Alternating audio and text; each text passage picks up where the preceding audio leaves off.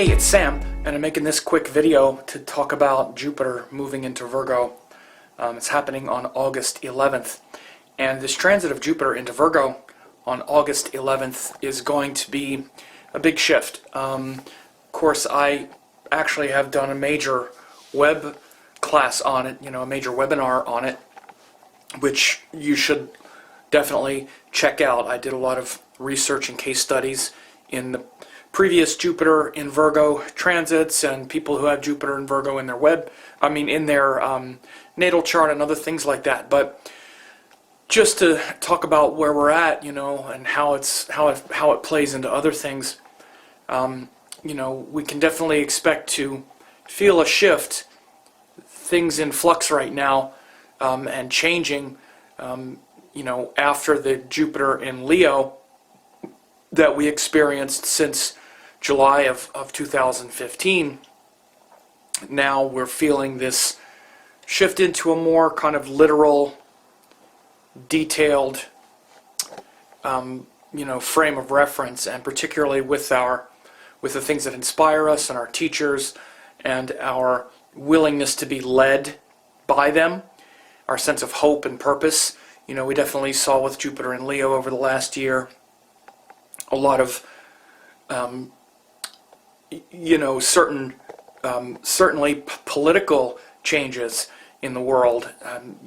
The U.S. election is a good example of, Trump on one side, Bernie Sanders on another side, a very kind of religious fervor connected to both of those characters on different ends of the political spectrum. Very much Jupiter in Leo, which Leo is related to government and those sort of power structures. Of course, if you've been watching anything that I say, I've been saying this the whole time since last summer, and I said it before Jupiter even went into Leo. So Virgo is more discerning, less fanatical, less like, oh, okay, I believe you.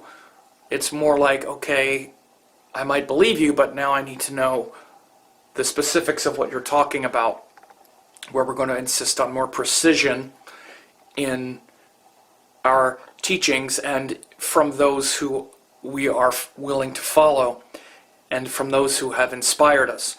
So holding your teachers to a more rigorous standard, perhaps, those kinds of things will be important, starting like August 11th, August 12th, and for the next year through early September of 2017.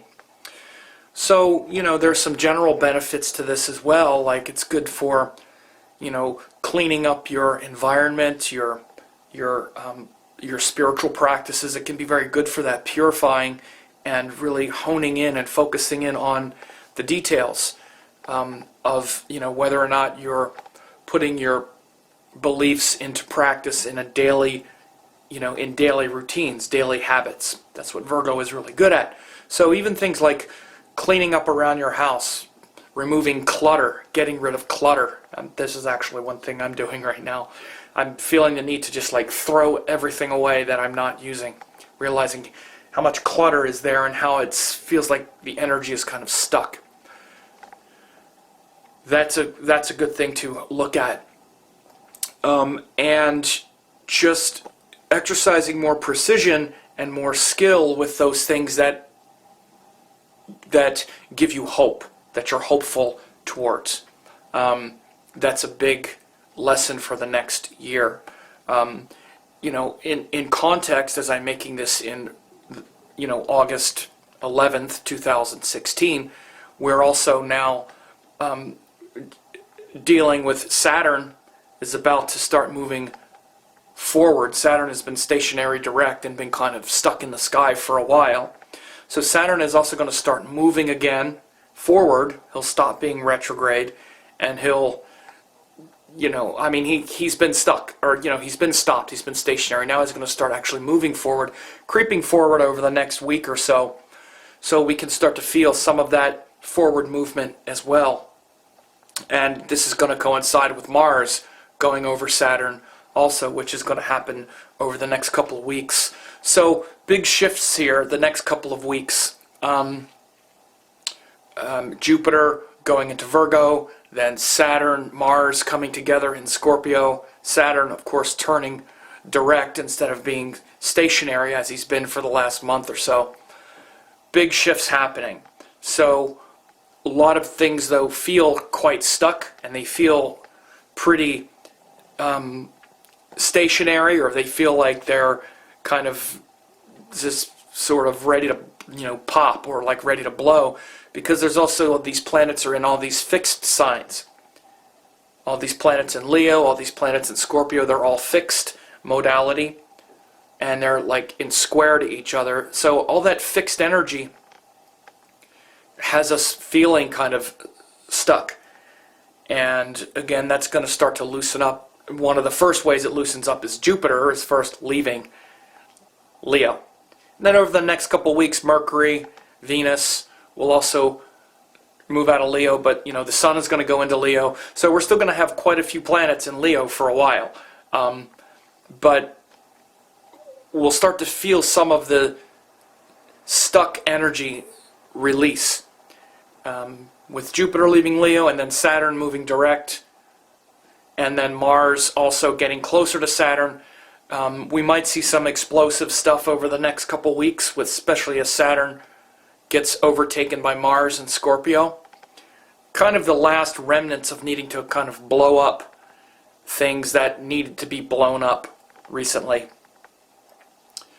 Mars and Saturn came together in Scorpio at the end of February last year, end of February, and since then, as I said at the time and before, it was going to kind of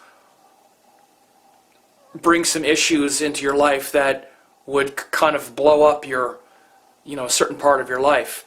And they maybe exploded a little bit, then they kind of stuck for a while as Mars went retrograde, and then it goes back into Scorpio. Now it's going to kind of blow up again and hopefully take you to the next level, or take you beyond whatever you've been just kind of resisting or stubborn about, or just hanging in there waiting for the next phase.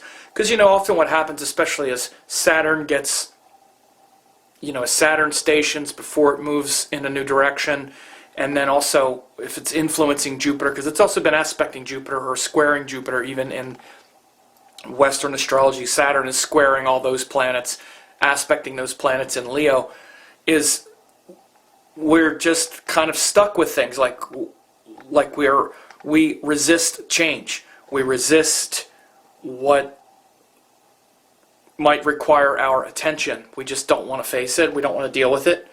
We are just, the benefit is really concentrating your energy. It's about concentrating on what's here and now. There's a lot of benefit in it. It's not just bad, and you shouldn't look at it as bad. The power in those fixed signs and in that fixed energy is that it's fixed. And when something is fixed and still and stops, then you can be still. There's a lot of stillness in that. But sometimes it's hard when you get things that are stuck and in a difficult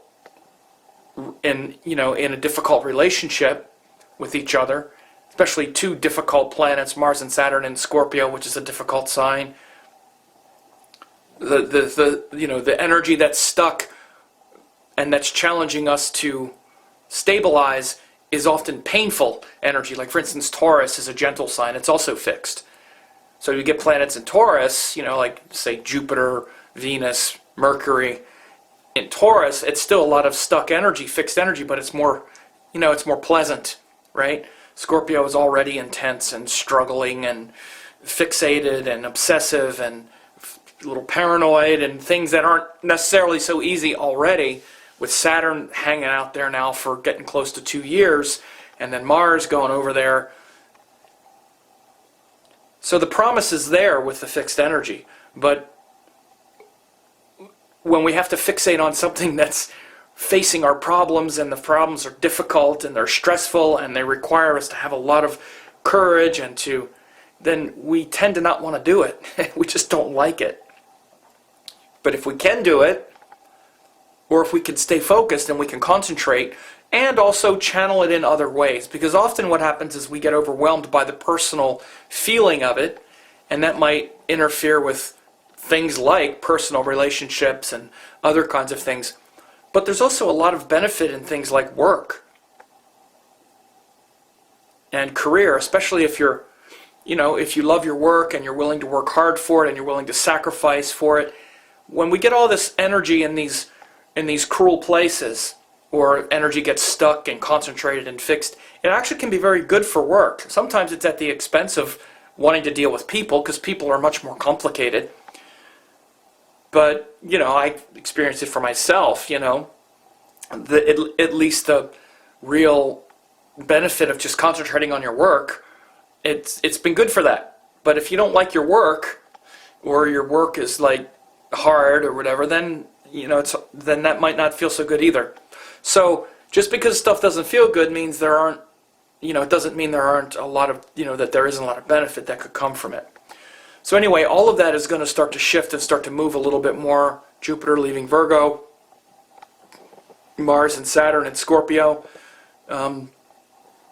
starting to unravel a little bit more. Mars will leave Scorpio by the middle end of September. I don't remember the exact date. I think it's the 21st or something.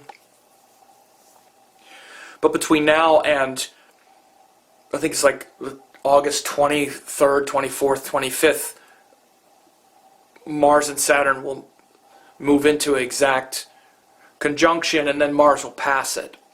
So that's also happening. But notice the shifts, notice how things are quite stuck right now, and get ready for Jupiter in Virgo to start to bring a little more flexibility, a little more creativity, a little more precision in our thinking, especially with our leaders, religious leaders, spiritual teachers, teachers of all sorts, certainly political figures. We're going to start seeing more details and insisting on more details and less kind of fanatical language, which will be a welcome change, because there's definitely been a lot of imprecise rhetoric and conflated rhetoric over the last year. Oh, and make sure to register for my Jupiter in Virgo web class. There was a lot of really interesting research that came about as I prepared for that web class that you'll really like. I looked at charts of several important people and also looked at election charts, did some research on that, and talked a lot about the houses and how to evaluate transits regardless of what the transit is, ways for you to know how to do that. So definitely register for it. It's free.